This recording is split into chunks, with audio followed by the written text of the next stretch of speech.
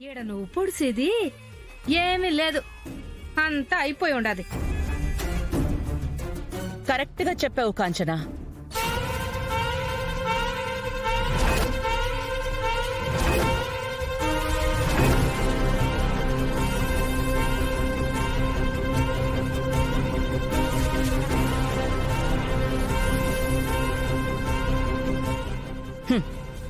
అంతా అయిపోయింది.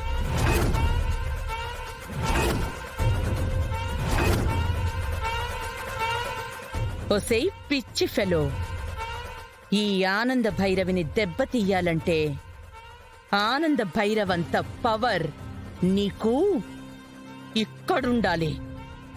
ఈ జన్మంతా నువ్వు ట్రై చేసినా ఆ పవర్ నువ్వు సాధించలేవు. ఒసేయ్ పిల్ల పిచ్చుక, నువ్వు నన్ను బయట సెక్యూరిటీతో ఆపించాలని ట్రై చేయొచ్చు. పనివాళ్లతో జ్యూస్ ఇవ్వకుండా చేసి అల్పానందాన్ని పొందుండొచ్చు. ఆ క్షణం వరకే నీ విజయం. కాని మరుక్షణంలోనే ఏం జరిగిందో చూసావు గదా. నేను నార్మల్గానే ఉన్నా, నీ ఊహకందని రిజల్ట్ ఆ దేవుడు ఎలా ఇచ్చాడో.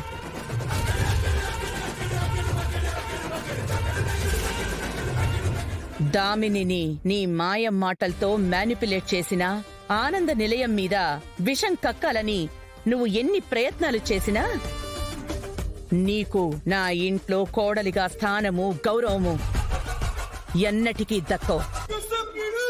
నా ఇంట్లో నువ్వొక పనికి రాని సెట్ ప్రాపర్టీ.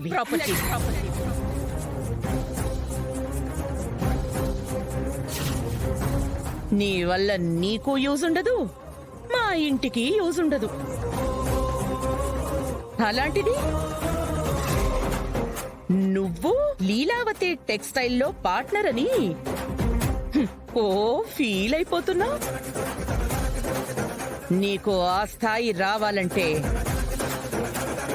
కాస్ట్యూమ్స్ మీద కాదు, క్యారెక్టర్ మార్చుకో. మనిషిగా బ్రతుకు.